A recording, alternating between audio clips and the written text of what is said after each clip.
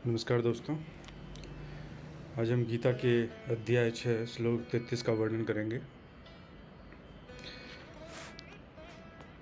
तो यहाँ की शुरुआत ऐसे होती है, जिस समता की प्राप्ति सांख्य योग और कर्म योग के द्वारा होती है, उसी समता की प्राप्ति ध्यान योग के द्वारा भी होती है। इसको भगवान ने 10वें श्लोक से 29वें श्लोक तक बताया। अब अर्जुन ध्यान से प्राप्त समता को लेकर आगे के 2 श्लोकों में अपनी मान्यता प्रकट कर रहे हैं। योयम योगस्त्वया प्रोक्त साम्येन मधुसूदन एतस्याहं न पश्यामि चंचलत्वा स्थितिम स्थिराम।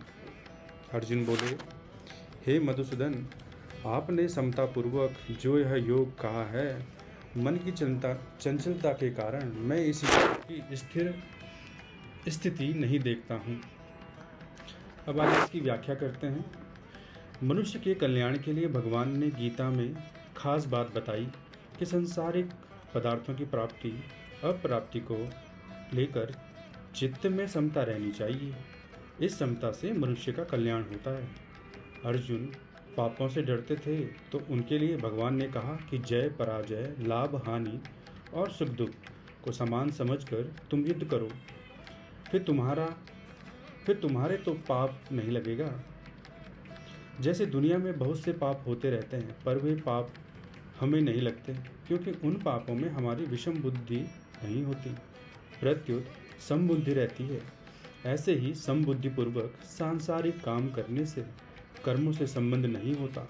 इसी भाव से भगवान ने इस अध्याय के आरंभ में कहा है कि जो कर्म फल का आश्रय न लेकर कर्तव्य कर्म करता है, वही सन्यासी और योगी है।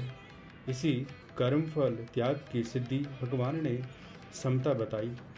इस समता की प्राप्ति के लिए भगवान ने 10वें श्लोक से 32वें श्लोक तक ध्यान योग का वर्णन किया। इसी ध्यान योग के वर्णन का लक्ष्य करके अर्जुन यहाँ अपनी मान्यता प्रकट करते हैं। योयम योगस्त्वा प्रोक्तम साम्येन। यहाँ अर्जुन ने जो अपनी मान्यता बताई है, वह पुरुष लोक को लेकर नहीं है, प्रत्युत ध्यान के साधन को लेकर है।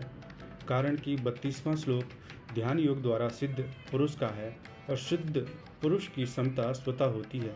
इसलिए यहाँ यह पद से इस प्रकरण से पहले कहे हुए योग का संकेत है, और अयम पद से 10वें श्लोक से 28वें श्लोक तक कहे हुए ध्यान योग के साधन का संकेत है।